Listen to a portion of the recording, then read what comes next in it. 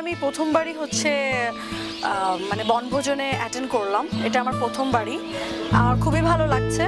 এর আগের বার আসলে আমাকে বাসায় কার্ডই পাঠানো হয়নি, দুঃখের কথা। বাট এবার আমাকে এত সুন্দর করে ইনভাইট করা এবং আমি এখানে পারফর্মও করছি, মানে সবার এত আন্তরিকতা দেখে খুবই ভালো লাগছে। মানে সব যেভাবে অর্গানাইজ করেছে, এভরিথিং পারফেক্ট। ডেফিনেটলি আমি তো ভোট দিয়েছি এবং সাপোর্টও করছি। সাপোর্ট করতে বলতে কি, আমি আসলে জাজ থেকে আসা, সো আমাকে দোনো দিক থেকে টানা হয়। বাট আমি নিউট্রাল থাকার চেষ্টা করি। আমার কাছে যেটা ভালো মনে হয়, যখন যেটা ভালো মনে হয় তখন সেটাকে সাপোর্ট করার চেষ্টা করি। মানে এমন না যে আমি জাজ থেকে এসেছি বলে জাজকে সাপোর্ট করব, এমন কোনো কিছু না। হ্যাঁ, ডেফিনেটলি সেটাকে জাজকেও সাপোর্ট করছি এবং পাশাপাশি আমি আমার সমিতির সাথেও আছি। আমার কথা হচ্ছে যে আমি আসলে আমার জন্মটা যেখান থেকে, আমি তাদেরকে তো অসম্মান করতে পারি না। এটা আমার আসলে আমার নীতি এটা রায় দেয় না, যার জন্য আমি কখনো হয়তো বা ওভাবে করে ফেস করি না। আমি চেষ্টা করি নিউট্রাল থাকার, হয়তো বা অ্যাটেন্ড করি না, বাট আমি অলওয়েজ শিল্পী সমিতির সাথে আছি এবং জাজেরও সাথে আছি। আমার তো হচ্ছে প্রথমটা শুরু হচ্ছে আইটেম সং দিয়ে, যেটা আমি ভালোবাসার রং দিয়ে শুরু করেছিলাম, সেটা জাজের ছবি থেকে। দেন একটার পর একটা অনেকগুলো করতে করতে একটা টাইমে প্রায় 50 হয়ে গেছে মনে হয় গানের সংখ্যা। তার আগে থেকেই আমার ইচ্ছে ছিল যে আমি একজন অভিনেত্রী হব, মানে একজন হিরোইন হব। তো সেটার যে একটা ইচ্ছে আমার ভিতরে ছিল, সেটারই এখন আমি চেষ্টা করে যাচ্ছি নিজেকে আর এক রূপে প্রেজেন্ট করার জন্য, অ্যাজ এ হিরোইন হিসেবে, একজন ভালো অভিনেত্রী হিসেবে চেষ্টা করছি ভালো ভালো কাজ করবার জন্য। আমার প্রথম ছবি ছিল হলো গুন্ডামি, যেটা হলো সাইমন তারেক ভাইয়ার। একটা মিলা ফিল্মসের প্রযোজক ছিলেন হচ্ছে মিলা ফিল্মসের এরা। তো এদের ফার্স্ট ইস্যুতেই আমাকে আমি অনেকগুলো গান করেছিলাম। দেন তারা আমাকে চুজ করে অ্যাজ এ হিরোইন হিসেবে, একটা চান্স সুযোগ করে দেয়। আমি তাদের কাছে অনেক কৃতজ্ঞ। এবং এরপর করতে করতে আমি প্রায় 7টার মতো ছবি করে ফেলেছি এখন অ্যাজ এ হিরোইন হিসেবে। সামনে আরও প্রায় 3টে ছবি সাইন করছি, সামনে হয়তো শুটিং করবো আরও 3টে ছবির। চেষ্টা করছি ভালো ভালো। এবং রিলিজের ইস্যুতে আছে হলো পাশান, যেটা জাজের ছবি, সেটা সৈকত নাসির হচ্ছে ডিরেক্টর এবং হিরো হিসেবে আছে ওম। এটাতে বিদ্যাসিনা মিমাপুও আছে, উনি মেইন কাস্টিংয়ে আর আমি সেকেন্ড কাস্টিংয়ে। আমার একটা গানও আছে ওখানে। খুব বেশি একটা সিকোয়েন্স নেই, বাট যতটুকু দর্শক দেখবে আমার মনে হয় দর্শক পছন্দ করবে ক্যারেক্টারটাকে। আমার রিলিজ হয়েছে গুন্ডামি, আড়াল, ক্রাইম রোড, খাস জমিন, তারপরে বাকি ছেলেটা অবশ্য ধরা যায় না, বাট যদি ওটা কাউন্ট করি ওটাও একটা। ফার্স্ট গুন্ডামি ছবিটা খুবই ব্যবসায়িকভাবে সফল ছিল।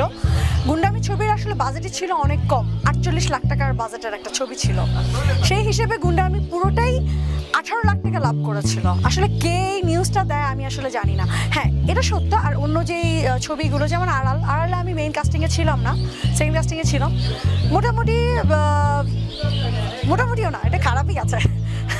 আর অন্যগুলো যদি ক্রাইম রোডের কথা বলি, সেটা আমি সাইমন তারেকের কাছ থেকে যতটুকু শুনেছি মোটামুটি নাকি গেছে। তো এরকম তো মন্দা অনেকেরই ছবি যাচ্ছে, শুধুমাত্র আমাকেই কেন টার্গেট করা হয়? হ্যাঁ, খাস জমিনটা এমন টাইমে রিলিজ করা হয়েছে এবং আমাকে যে ডিরেক্টরটা বললো, উনি মানে হল পাইনি, মানে ওই টাইমে দিতে গিয়ে যাদের সাথে কিছু প্রবলেম হয়েছে তাকে হল নিয়ে অনেক হ্যারাস করা হয়েছে শুনেছি আমি, যেটা 30টা হলের মধ্যে 30টা হল পায়। সো এইটা হলো আমার জন্য খুবই কষ্টকর যে কি করে 30টা হল পায় ছবিটা। এটাই হলো কষ্ট লাগে, যেটা যে আমি আসলে তাদেরকে যতটা ভালোবাসি, কেন ওই জিনিসটা আমি পাই না। বাট হ্যাঁ, ভাইয়া হয়তো বা ওই টাইমে ছিলেন না দেশে, যেটা আমি শুনেছি, তখন নাকি আজিজ ভাইয়া দেশে ছিলেন না। সো তার ম্যানেজারকে নাকি বলেছিল যে বিপাশার ছবি রিলিজ হচ্ছে, একটু চেষ্টা করবেন যেন ছবিটা ভালো হলগুলোতে দেওয়া যায়। বা সেই টাইমে ম্যানেজারও হয়তো বা রেসপন্স করেনি। কিছু কিছু ছোটোখাটো ভুল থেকেই ছবিটা না, আমি কেন আইটেম গার্ল হিসেবে থাকবো? যদি আমি চিন্তা করি আমার ভিতরে অভিনয় আছে বা আমার ভিতরে অন্য কিছু দেখানোর প্রতিভা আছে, আমি সেটা কেন দমিয়ে রাখবো? আমার প্রথম এটা চিন্তা। জানি না দর্শক আমাকে কি করে নিচ্ছে, হয়তো বা কিছুটা না নিলে হয়তো বা আমি এতদূর আগাতাম না। আর যেটা আমি আনফর্চুনেটলি আইটেম গার্ল হয়ে গিয়েছিলাম। আর আমি কিন্তু কখন এটা বলিনি, আমি পুরোপুরি ছেড়ে দিয়েছি। আমি বলেছি খুব ভালো কাজ হলে আমি বেছে বেছে কটা কাজ করব। এই পাশান পাশান পাশান বন্ধু আমারই পাশান। এটা অফ না, আমি দুষ্টুমি করছি না। পাশান মুভিটা আমরা কেন দেখবো? পাশান মুভিটা আমরা কেন দেখবো? পাশানটা বেসিক্যালি অনেকের সৈকত নাসির ভাইয়ের সম্পর্কে আইডিয়া আছে। সে অনেক ভালো একজন নির্মাতা। আমি তার সাথে যতটুকু কাজ করেছি, আমি জাকির হোসেন রাজু ভাইয়ার পরে আমার পাওয়া একজন খুব ভালো একজন ডিরেক্টরের কাজ করেছি, অসম্ভব ভালো একজন মেকার। আর মুভিটার গল্পটাও খুব ভালো ছিল, পুরো অ্যাকশন ধর্মী একটা গল্প। আমার ক্যারেক্টারটা একদম ডিফারেন্ট, আমি একদম ডিফারেন্ট একটা রোল প্লে করছি, মিশা ভাইয়ের একমাত্র বোন, খুবই ক্রেজি, মানে আমাকে পেতেই হবে তাকে, এমন একটা ভাব। এবং মিম আপুর ক্যারেক্টারটা ডিফারেন্ট এবং গল্পটা অসাধারণ, ভালো লাগবে। মেকিং টেকিং এভরিথিং মিলিয়ে আমাদের দেশের একজন ডিরেক্টর যে এত ভালো মেক করতে পারে, এটা দেখবেন দর্শক। আচ্ছা, ওমের সাথে কেমন ছিল যেটা জিজ্ঞেস করছিলেন? খুবই ভালো। অ্যাজ এ ইন্ডিয়ান অ্যাক্টর হিসেবে সে খুবই মানে কোঅপারেটিভ, মানে অনেক হেল্পফুল। এত হেল্প মানে হয়তো বা আমাদের দেশের হিরো আরও বেশি করে, এবং সে অনেক হেল্পফুল ছিল।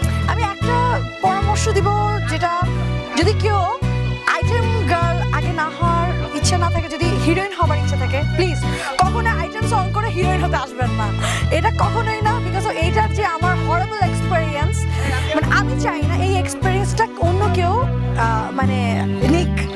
এবং যে আইটেম সং করবেন, আমি ডেফিনেটলি বলবো যে আইটেম সং করতে হলে কিছু জিনিস থাকতে হয়, সেটা হচ্ছে মানে ফেশিয়াল এক্সপ্রেশন, দেন ড্যান্স ভালো ডেফিনেটলি জানতে হয়। শুধু যে একটু শর্ট কাপড় পরলে আইটেম গার্ল হওয়া যায়, এটা আমার চিন্তা ভাবনা না। আসলে আমি এভাবে করে চিন্তা কখনো করিনি, এবং আমি চেষ্টা করেছি ভালো ভালো কাজ করবার, এবং আমার পরবর্তী জেনারেশন যারাই আসবেন না কেন যেন ভালো ভালো বেছে বেছে কাজ করবেন। এবং যদি ক্যামেরার অ্যাঙ্গেল না বুঝেন বা ডিরেক্টরের সাথে আলাপ করে নেবেন, ড্রেসের ব্যাপারগুলো একটু করে নেবেন, কারণ এটা অনেক সেন্সিটিভ একটা প্লেস। আমি কাজ করেছি তো, দ্যাটস ওয়াই আমি এই জিনিসটা বুঝি। আমি যখন বুঝতে শিখেছি অনেকগুলো কাজ করতে করতে, দেন দেখা গিয়েছে ছোটোখাটো ভুল আমারও ছিল। হয়তো বা আমি অনেক জায়গায় ড্রেসের ব্যাপারে অসচেতন ছিলাম, বা কিছু কিছু জায়গায় হয়তো বা আমি শুটিংয়ের প্লেসে চলে গিয়েছি, দ্যাট টাইম আমাকে বলা হয়েছে যে এই ড্রেসটা পরতে হবে একদম করে, তখন হয়তো বা মানে জিনিসটা করতে হয়েছে। কিছু কিছু জিনিস, এই জিনিসগুলো যদি একটু মেনটেন করেন আপনারাও, হয়তো সামনে আপনারা অনেক ভালো করবেন। আচ্ছা, বিয়ে কবে করছেন? বিয়ে বিয়ে বিয়ে বিয়ে আসলে এখন বিয়ে এই জিনিসটা এখন আমার একদমই মাথায় নেই। আমার কাজ করারই এখন ইচ্ছে, বিয়ে করলে এখন আরো দেরি আছে। এটা তো সবাই করে প্রেম, কে প্রেম করে না? হ্যাঁ করছি।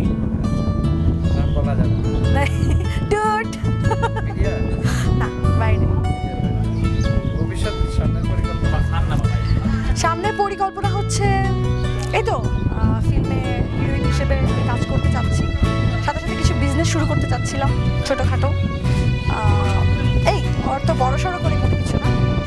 আর পড়াশোনাটা কিছুটা গ্যাপ পড়ে গেছে, আমার থিসিসটা বাকি আছে, এগুলো একটু শেষ করব। মিডিয়া ভুবনের অনেক দিন আগ থেকেই আমি মিডিয়া ভুবনের সাথে আছি, আমার অনেক নিউজ করেছে, অসম্ভব ভালো লাগে তাদের নিউজ। অনেক শুভকামনা।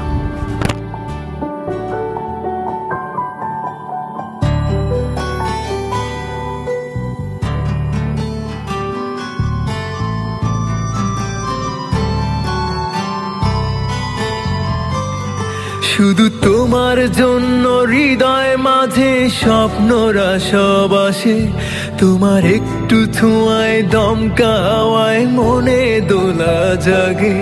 শুধু তোমার জন্য হৃদয় মাঝে স্বপ্নরা সব আসে, তোমার একটু ছোঁয়ায় দমকাওয়ায় মনে দোলা জাগে।